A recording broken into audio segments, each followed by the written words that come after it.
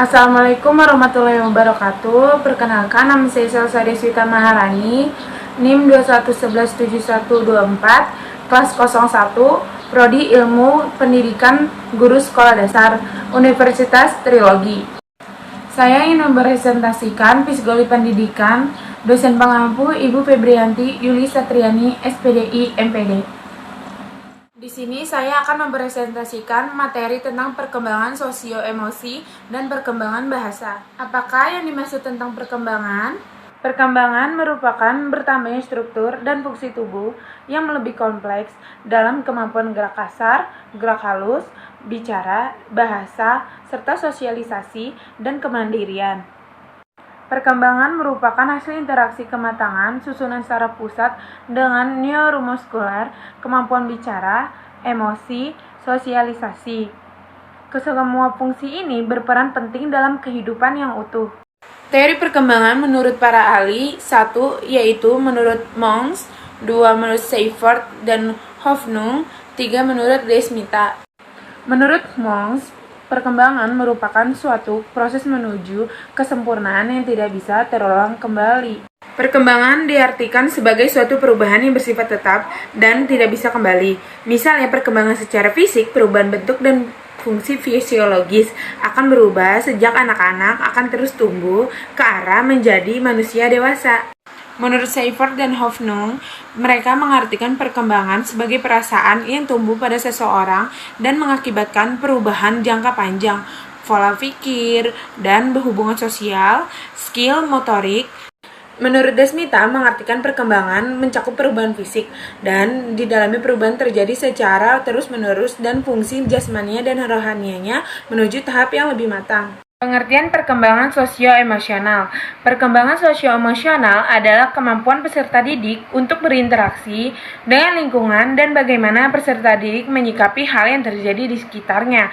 Perkembangan sosio-emosional ini, peserta didik ditandai dengan perluasan hubungan sebayanya dengan anggota keluarga dan juga teman, sehingga ruang gerak hubungan sosialnya bisa bertambah untuk menyesuaikan diri dari sikap yang berpusat pada dirinya sendiri. Perkembangan emosi. Tahap-tahap perkembangan emosi. 1. Masa anak-anak awal. Masa anak-anak awal umur 1-2 tahun. Pada masa anak-anak awal, rata-rata anak-anak bertambah tinggi 6-2,5 cm setiap tahunnya dan bertambah berat badannya 2,5-3,5 kg setiap tahun. 2. Anak usia prasekolah. Dari 3-6 tahun, ketidakseimbangan disebabkan secara langsung dan tidak langsung dari rancangan dan ketidakseimbangan. Kembali lewat keterampilan respon emosional serta keterampilan emosional. 3. Anak usia dasar. Dari 7-12 tahun, ketidakseimbangan terjadi lewat persepsi langsung, perbandingan sosial dan respon emosional yang melibatkan pada perilaku karakteristik. 4. Masa anak sekolah remaja. Dari 13-18 tahun, keseimbangan datang lewat perbandingan internal dan emosi, mulai berkontribusi pada konsep menstabilkan diri. Nah, teman-teman, di sini juga ada yang disebut dengan pengertian perkembangan bahasa. Pengertian perkembangan bahasa merupakan bertambahnya struktur dan fungsi tubuh yang lebih kompleks dan kemampuan gerak kasar, gerak halus, bicara, dan bahasa. Tahap perkembangan bahasa ini ada usia 3-12 bulan. 3-12 bulan ini kemungkinan anak mampu mengucapkan kata papa dan mama. Dan yang kedua ada usia 12-18 bulan. Di usia 12-18 ini, anak akan datang ketika dipanggil namanya dan lama-kelamaan mengerti menggunakan dengan kata aku. Usia 2-3 tahun, walaupun ada dalam berbicara dan mulai mengerti aturan berbicara, sehingga akan mendengarkan ketika orang lain memanggil namanya, yaitu dengan berbicara seperti giliran.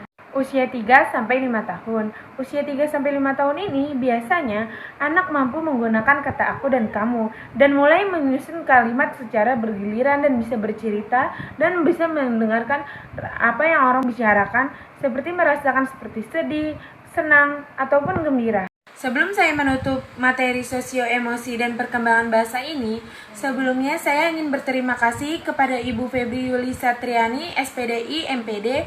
Terima kasih telah menyaksikan video saya, dan apabila ada salah Salah kata tolong dimaafkan sebesar-besarnya.